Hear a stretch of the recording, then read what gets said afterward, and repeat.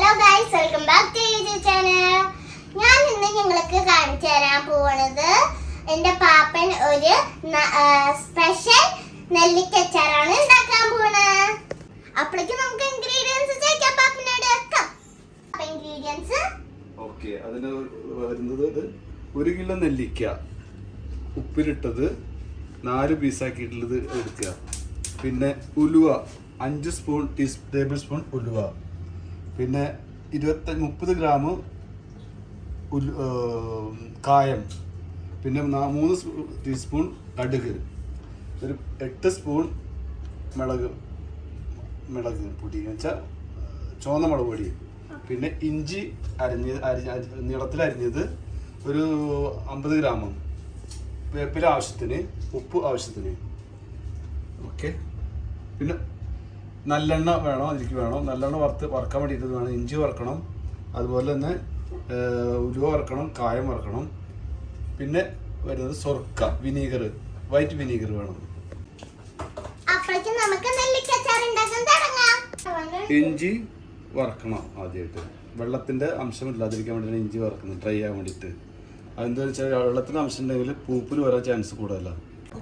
Ready? ഇത് ഇഞ്ചി വറക്കാൻ പോകുന്നു.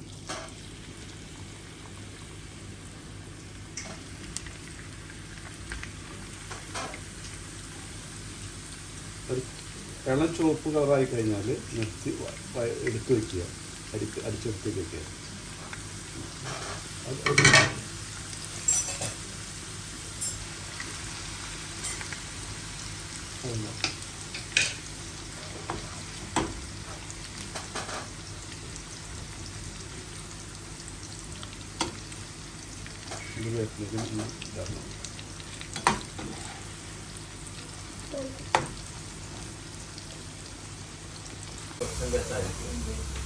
ഇളം ചുവപ്പായതുകൊണ്ട് ഞാൻ വഴറ്റി മാറ്റി വയ്ക്കുന്നു. എടുത്ത് വേറെ പ്ലേറ്റിലേക്ക് മാറ്റി വയ്ക്കുന്നു.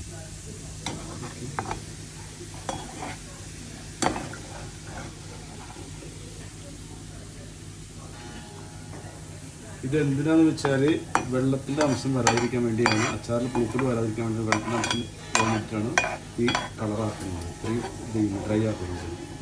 അതുകൊണ്ട് പൂപ്പിൽ വരാൻ ചാൻസ് ഇല്ല. ഇനി പറഞ്ഞോ, അടുത്തതായി വേപ്പിൻ്റെ ഇല എണ്ണയിലിട്ടൊന്ന് വാട്ടിയെടുക്കുക.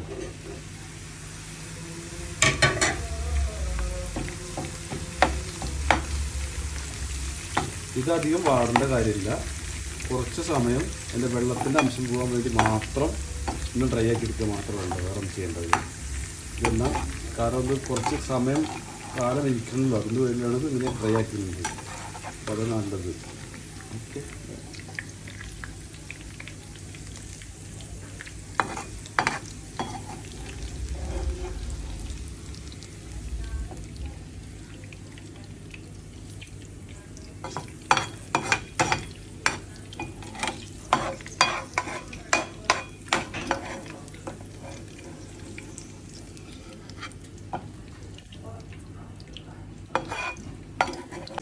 അടുത്തതായി ഉലുവ വറുത്തത് പൊടിക്കണം, മിക്സിയിലിട്ട് ജാറിലിട്ട് പൊടിക്കുന്നു.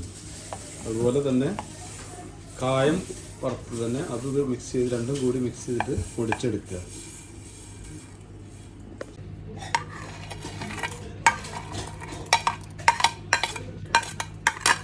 ഇനി ഉലുവയും കായം പൊടിച്ചത്. അടുത്തതായി വിനീഗർ, 3 ചെറിയ ഗ്ലാസ് വിനീഗറും 5 സ്പൂൺ ഉപ്പും ഇട്ട് തിളപ്പിക്കുക. തിളപ്പിച്ചതിന് ശേഷം ആറാനായിട്ട് തണുപ്പിക്കാനായിട്ട് വെക്കുക. ഒരു 10-15 മിനിറ്റ് വെച്ചതിന് ശേഷം തണുത്താറിയതിന് ശേഷം ഉപയോഗിക്കാൻ വേണ്ടി വെക്കുക. ഓക്കെ, പൊടി ചൂടാക്കിയതൊന്ന് കുറച്ച് ചൂടാക്കുക, അധികം ചൂടാക്കാൻ പാടില്ല. അധികം ചൂടാക്കി കഴിഞ്ഞാൽ പിന്നെ അത് കരിയും, അപ്പോൾ അതിൻ്റെ സ്മെല്ലും മാറും. അപ്പോൾ ചെറുതാക്കി ചൂടാക്കിയിട്ട് വെക്കുക. അതിനുശേഷം ഇതിൽ അച്ചാറിടുന്ന സമയത്ത് പാകത്തിലിടാൻ വേണ്ടി വെക്കുക. ഓക്കെ, അടുത്തത് നെല്ലിക്ക 4 പീസാക്കി പൊടിച്ച നെല്ലിക്കയിൽ മുളക് പൊടി ആദ്യം ഇടുക.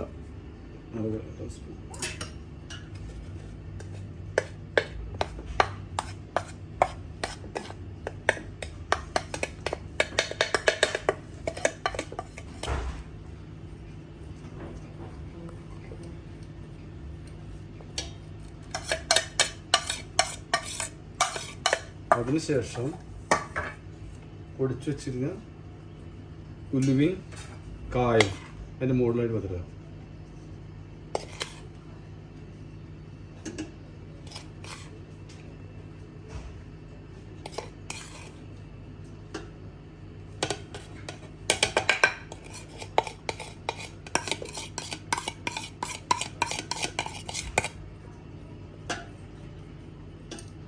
ഇതിന് ശേഷം നമ്മൾ വറുത്ത് വെച്ച ഇഞ്ചിയും വേപ്പിൻ്റെ ഇലയും മിക്സ് ചെയ്തിടുക.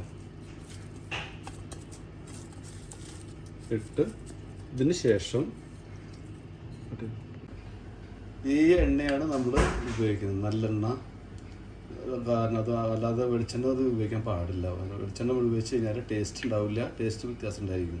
അപ്പം നല്ലെണ്ണയാണെങ്കിൽ അതിൻ്റെ ടേസ്റ്റ് ഒരു പ്രത്യേക തരമായിരിക്കും. എണ്ണ ചൂടായി വന്നിട്ടുണ്ട്. ഇനി കടുക് ഞാൻ ഇടണം.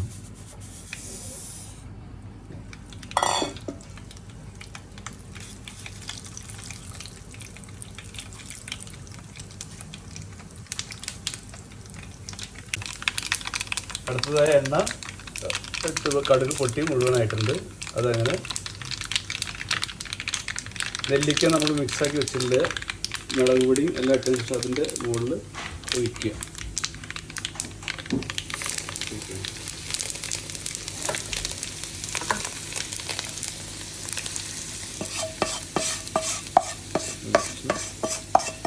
അതിനുശേഷം നന്നായി ഇളക്കുക.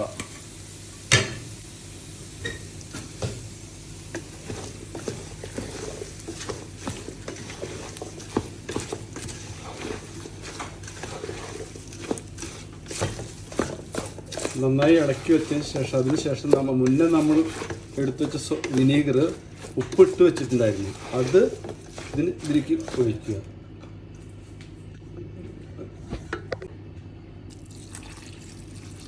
അതിൽ പാകത്തിൽ ഉപ്പ് ഇട്ടിട്ടാണ് വെച്ചിട്ടുണ്ടായിരുന്നത്. അപ്പോൾ എപ്പോഴും ശ്രദ്ധിക്കേണ്ടത് എന്താണെന്ന് വെച്ചാൽ ഉപ്പ് മുന്തി നിൽക്കാൻ പാടില്ല. മുന്തി നിന്നാൽ അതിൻ്റെ ടേസ്റ്റ് പോവും, പിന്നെ അച്ചാറിലെല്ലാം ടേസ്റ്റ് കംപ്ലീറ്റ് പോയി കിട്ടും. അപ്പോൾ അതുകൊണ്ട് നല്ല രീതിയിൽ ഇത് കഴിഞ്ഞാൽ ഉപ്പ് പാകത്തിന് ഇട്ട് കഴിഞ്ഞാൽ നല്ല ടേസ്റ്റ് ഉണ്ടായിരിക്കും. അപ്പോൾ ഇത്രയും ചെയ്താൽ നെല്ലിക്ക അച്ചാർ റെഡി.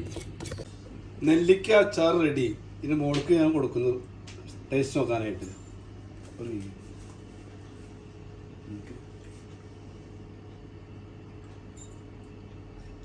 അടിപൊളി.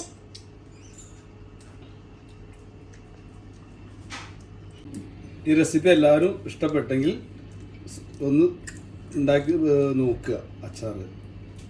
ഓക്കെ.